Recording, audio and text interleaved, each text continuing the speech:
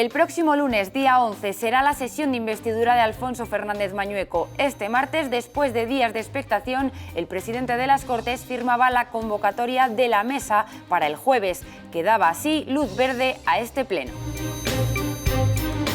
Además de la sesión del lunes, ya se conocen otros plazos para la formación del Gobierno de Castilla y León. El martes de la semana siguiente, el día 19, será el día en el que Mañueco tome posesión como presidente de la Junta y anuncie a los que serán sus consejeros.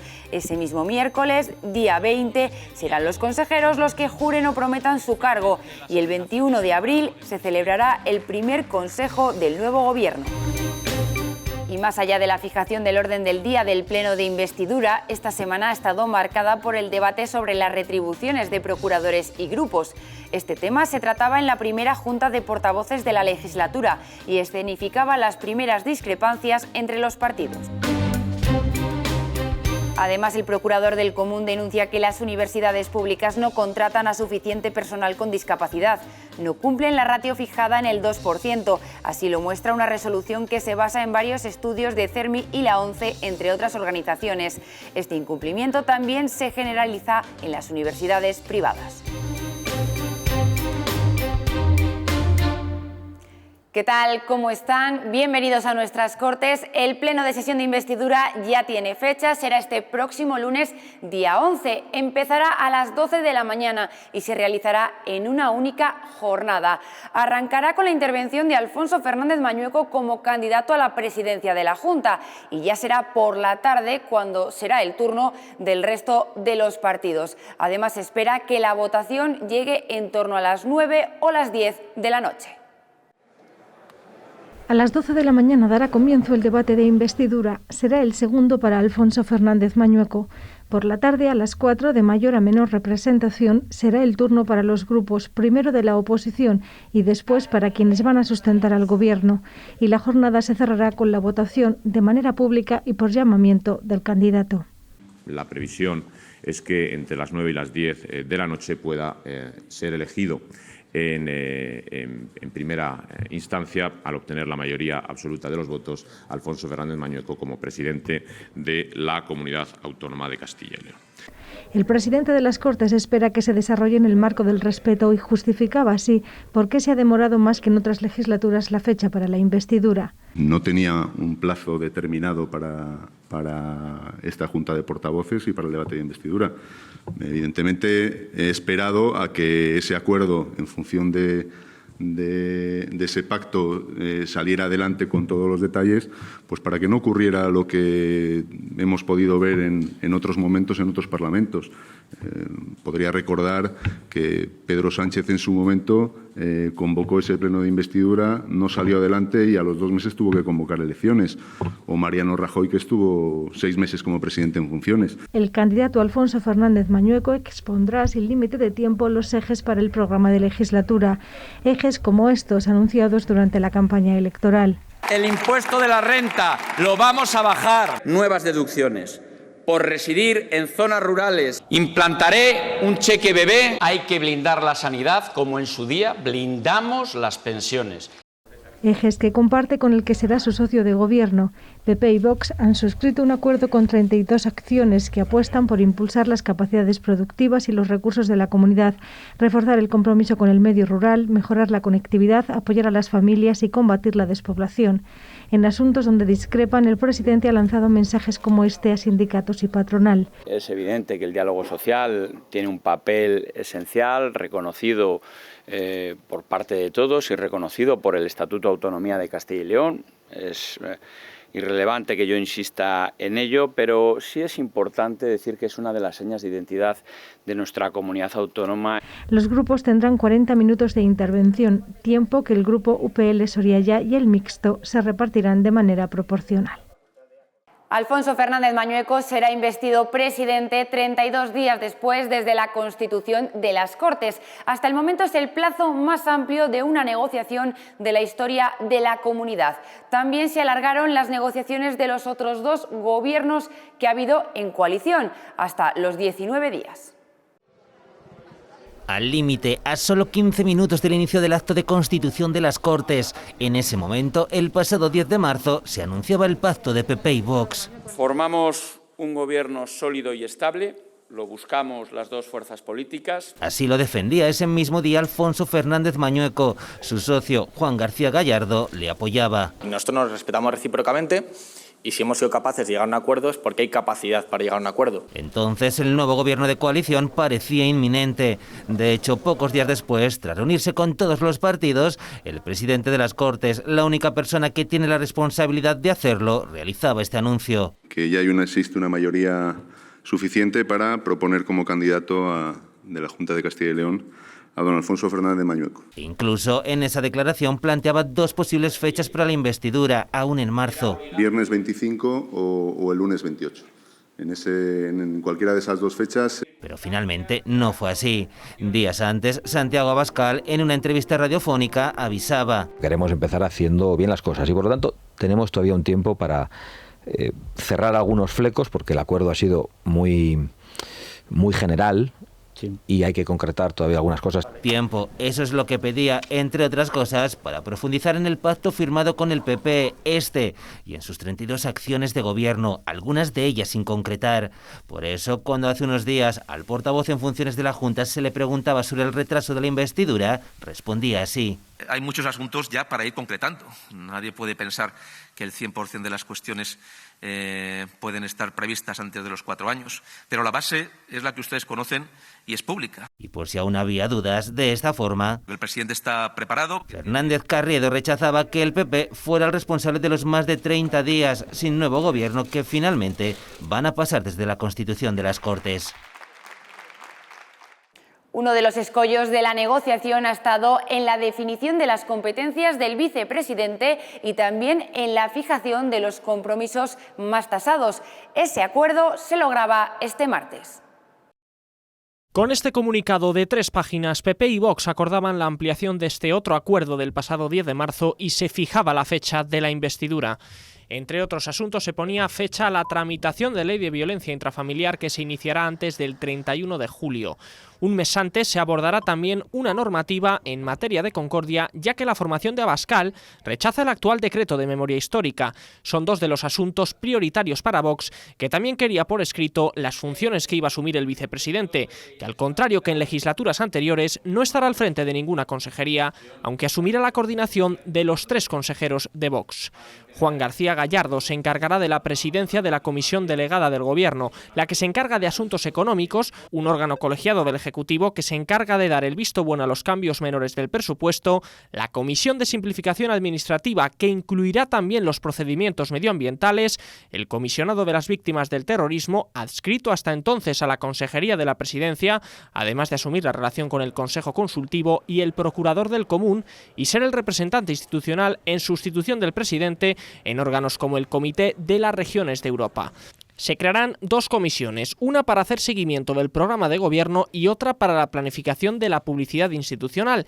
En ambas participará el vicepresidente y un representante suyo asistirá a la comisión de secretarios, la que decide los asuntos que se elevan a Consejo de Gobierno y que por tanto se aprueban. El nuevo gobierno de coalición impulsará la ley de concordia antes del 30 de junio. Vox quiere que sustituya al decreto de memoria histórica, pero el Partido Popular apela a la literalidad de lo firmado. Ya se verá, tenemos hasta el 30 de junio, lo que se verá es que no puede haber un decreto de concordia que trate cualquier episodio nacional de la historia por igual y un decreto de memoria histórica que solo trata a unos de los bandos contendientes en la guerra civil. Los acuerdos, las normas, es atendernos a la literalidad de las mismas.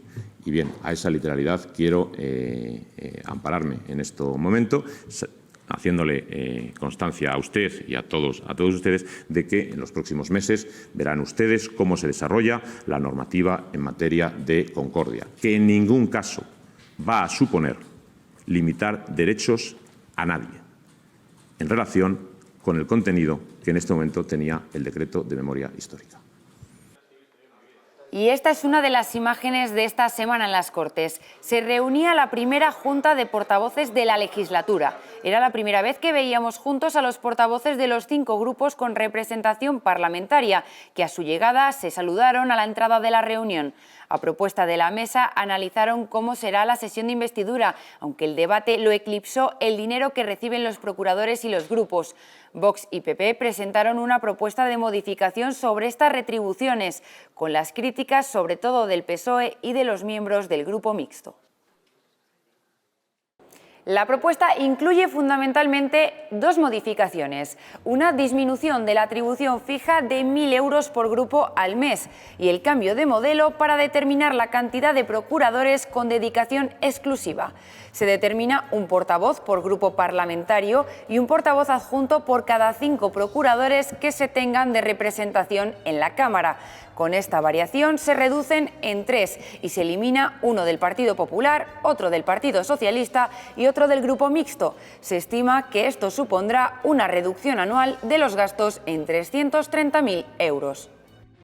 Unos de los más perjudicados con este cambio son los partidos pertenecientes al Grupo Mixto, que además de perder la viceportavocía, ven disminuida su asignación fija. En vez de recibir 2.890 euros, obtendrán 1.734 al ser menos de 5 procuradores. También otras formaciones, como el Partido Socialista, creen que esto es un ataque contra la labor de la oposición. Cada partido ve diferente cómo se deberían distribuir estas retribuciones, algo que se plasmó en la Junta de Portavoces y también en la posterior rueda de prensa.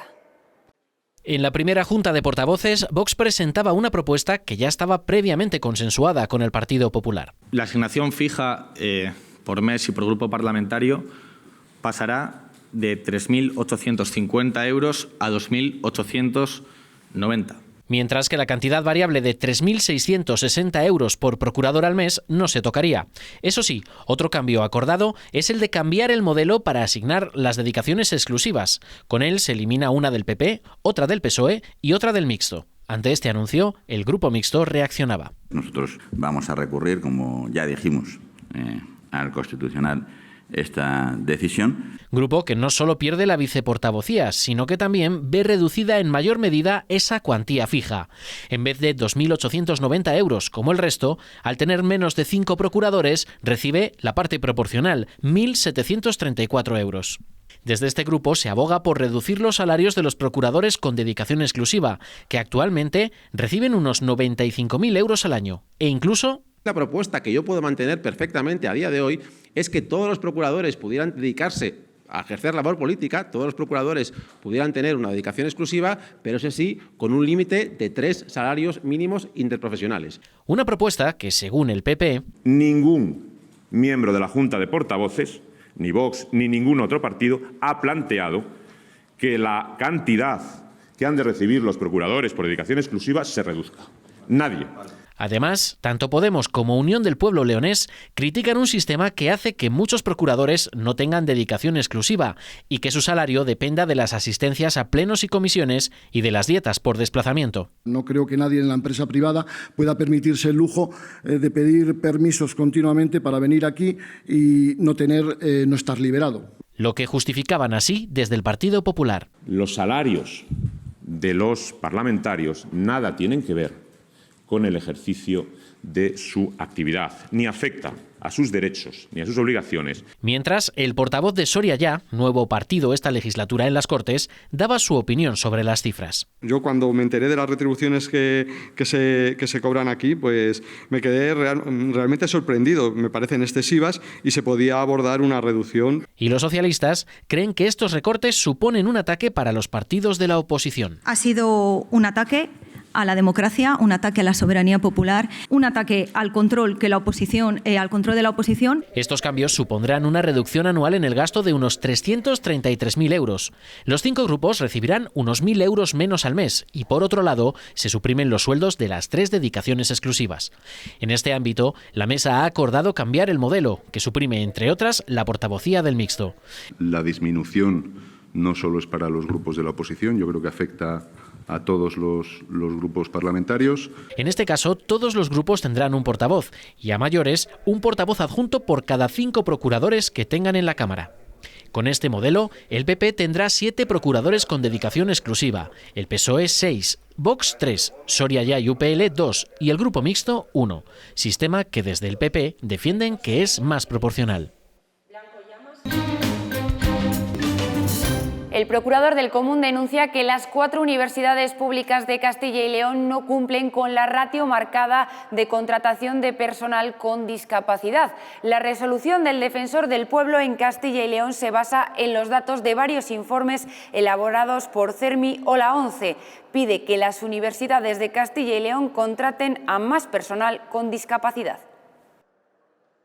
Deberían, primero, en cumplimiento de esa normativa, determinar el número de personas con discapacidad que prestan sus servicios en las universidades y a partir de ahí ir estableciendo una programación para que en las sucesivas ofertas públicas de empleo se realizara lo que constituye la previsión legal en el sentido de reservar ese 7% de las plazas convocadas para personas con discapacidad y el 2% de las mismas para personas con discapacidad de carácter intelectual. En cualquier caso, sí quiero decir que esta es una cuestión que no solamente afecta a las universidades, como es evidente, aunque la actuación que realizamos se derivaba de una queja en relación con las universidades públicas, sino que esto es una cuestión que afecta a todas las administraciones públicas, tanto la estatal como las autonómicas, la autonómica en el caso de Castilla y León, las entidades locales, provincias, municipios, etcétera. Esta es una disposición que afecta a todo el empleo público de cualquier entidad pública. La ratio marcada es del 2%, pero CERMI denuncia que esto no solo se incumple en las universidades públicas, sino que también ocurre en las privadas. Lo mismo sucede con los diferentes tipos de discapacidad. A la hora de contratar se acude a profesorado con algún tipo de discapacidad física, pero otras como el autismo o la parálisis cerebral ni siquiera se contemplan. En el ámbito educativo, en concreto en las universidades, no se contrata al mínimo de personas con discapacidad marcado, la ratio es del 2%. Este incumplimiento ocurre en casi la mitad de las universidades, en el 45%, y las que llegan a estas cifras normalmente lo hacen para cumplir esta ratio fijada. La libre iniciativa de incorporar a personal docente con discapacidad pues prácticamente no existe.